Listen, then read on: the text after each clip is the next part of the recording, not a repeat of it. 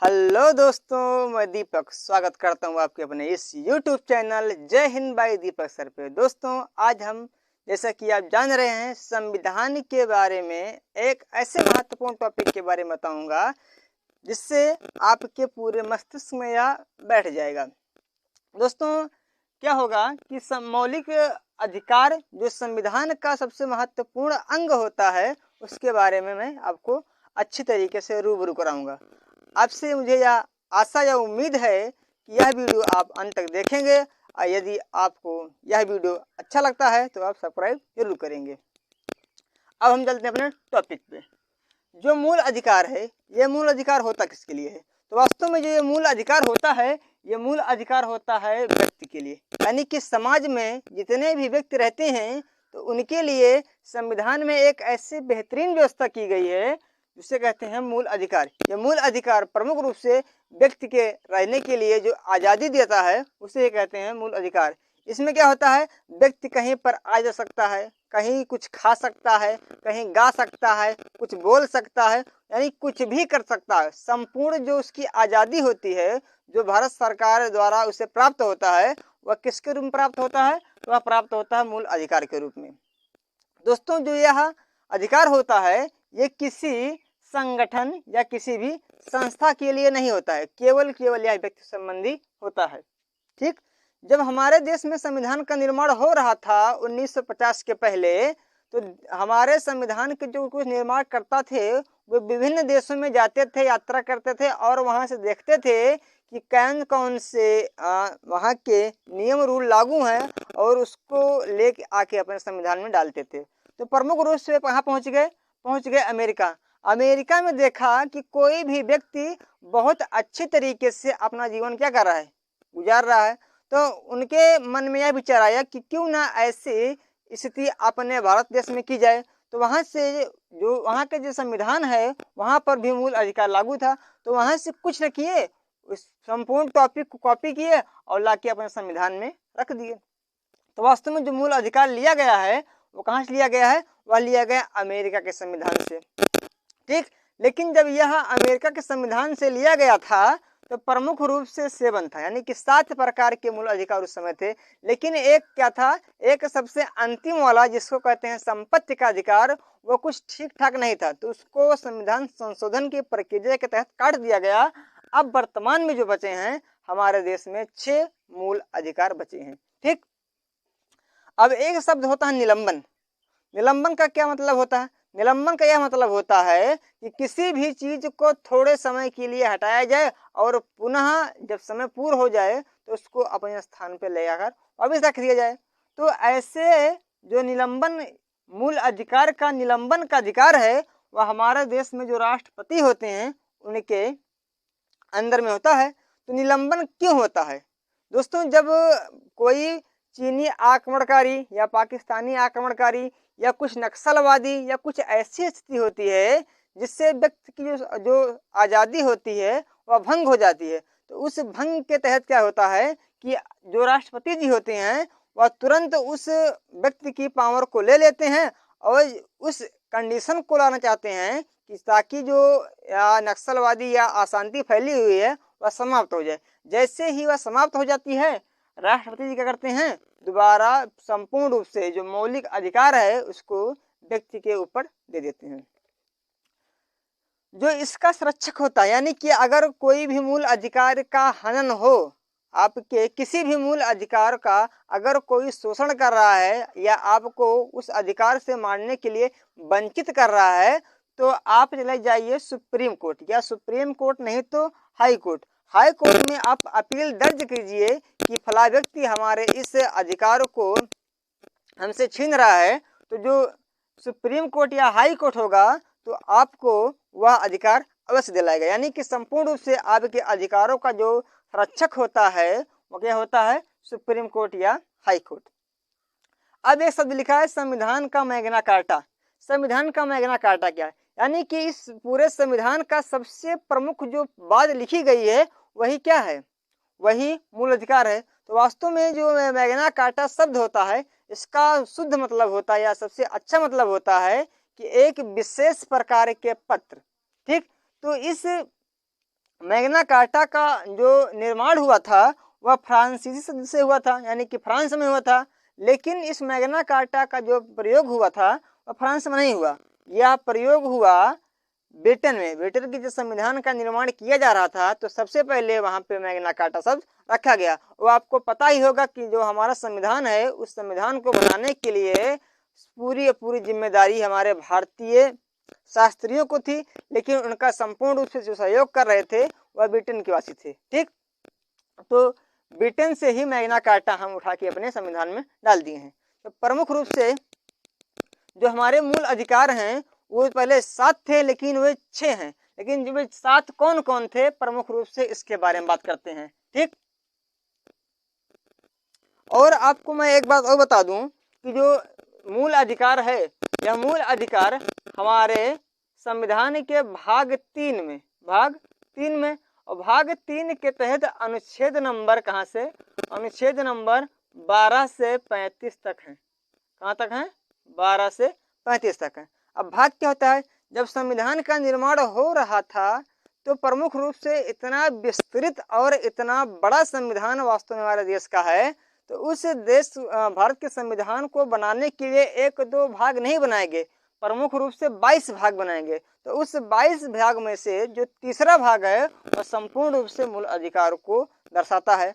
तो उस भाग में मोटी मोटी कुछ हेडिंगें बनाई गई, उस मोटी मोटी हेडिंग को सेक्शन के रूप में बांटा गया और उस सेक्शन को कहा गया अनुच्छेद। तो प्रमुख रूप से जो मूल अधिकार हैं ये मूल अधिकार 12 से 35 तक रखे गए हैं। अब कौन कौन से हैं इसको जान लेते हैं।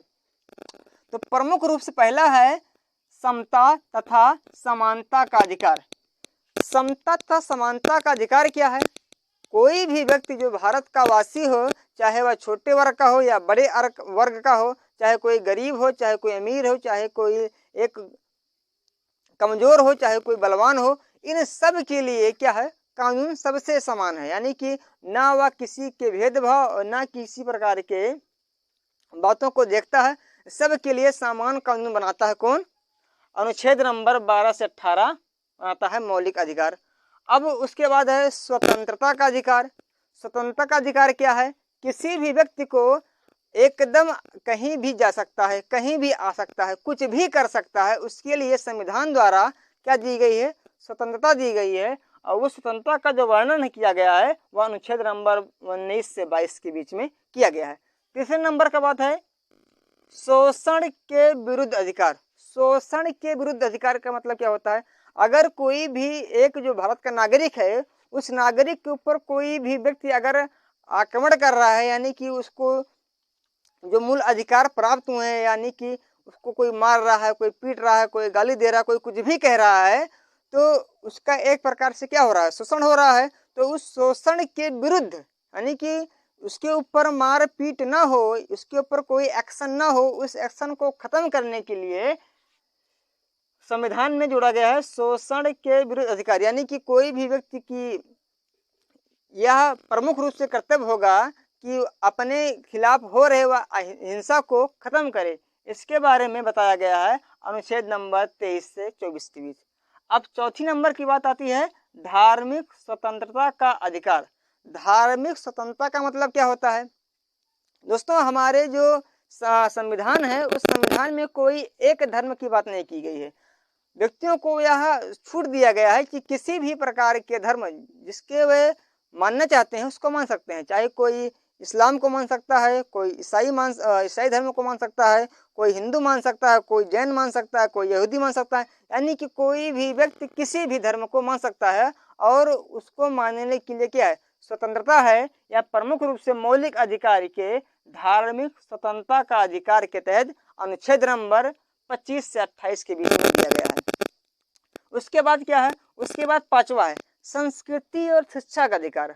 प्रत्येक भारतवासियों को या प्रत्येक नागरिकों को अपने कल्चर, अपने संस्कृति को बनाने के लिए तथा प्रमुख रूप से शिक्षा को आगे बढ़ाने के लिए, शिक्षा को स्वीकार करने के लिए संविधान में जो मूल अधिकार हैं मूल अधिकार के तहत इसको दिया गया है 29 से 30 के तहत। उसके बाद क्या है? संवैधानिक उपचारों का अधिकार। अब संवैधानिक उपचारों का अधिकार क्या है?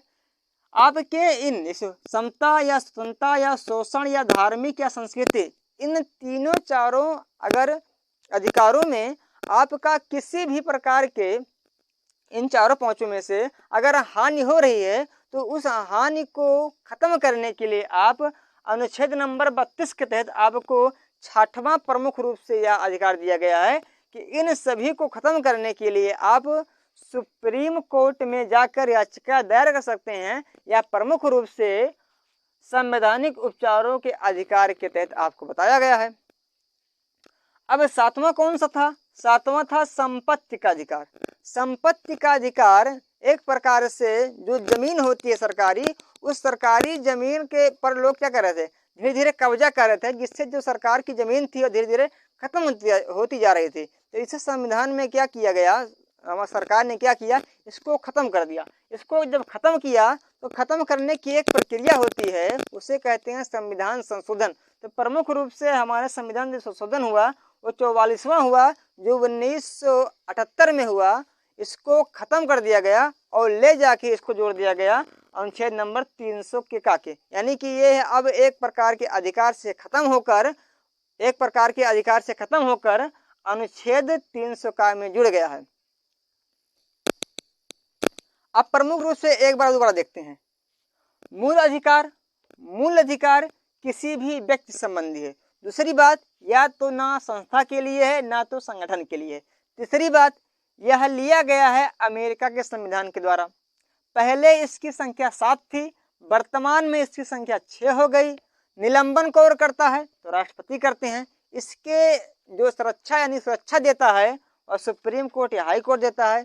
मैग्ना कार्टा किसे कहते हैं? तो संविधान जो कहते हैं। इस मैग्ना कार्टा शब्द की उत्पत्ति कहाँ हुई? तो फ्रांस में हुई, फ्रांसीसी शब्द है। उसके बाद इसका प्रयोग कहाँ हुआ? तो ब्रिटेन में हुआ। ये संविधान के किस भाग में है? तो भाग नंबर 3 में है। कितने अनुच्छेद के तहत हैं? तो अनुच्छेद 12 से 35 तक हैं। कितने प्रकार के हैं? तो 7 प्रकार के हैं। 7 कौन कौन से हैं? समता व समानता का अधिकार प्रमुख रूप से 12 से 18 के बीच में है। स्वतंत्रता का अधिकार 19 से 22 है। तीसरा है शोषण के विरुद्ध अधिकार 24-25 है। उसके बाद है धार्मिक स्वतंत्रता का अधिकार, ये 25 से 28 है। उसके बाद है संस्कृति और शिक्षा का अधिकार, ये प्रमुख रूप से 29 और 30 है। उसके बाद है संवैधानिक उपचारों का अधिकार, ये प्रमुख रूप से 32 है। उसके बाद 7वें नंबर का है संपत्ति का अधिकार, इसको 42वां संविधान संशोधन 1978 के तहत काट के अनुच्छेद नंबर 300 का के अंदर रखा गया है। उसके बाद क्या है, अब हम समता तथा समानता के अधिकार के बारे में, यानी कि अनुच्छेद नंबर 12 से 18 के बारे में विस्तृत रूप से जानेंगे। ठीक, अब प्रमुख रूप से हम जानते हैं समता तथा समानता का अधिकार, जो अनुच्छेद नंबर कहाँ से है? अनुच्छेद नंबर 12 से 18 के बीच में है। अनुच्छेद नंबर 12 से 18 के बीच में है। तो प्रमुख रूप से 12 क्या है? प्रमुख रूप से 12 इसके परिभाषा के बारे में बताता है। परिभाषा क्या होती है? परिभाषा यह होती है कि जो समानता है उस समानता पूरे स्टेट लेवल पे होगी। यहाँ स्टेट का मतलब राज्य नहीं होता है।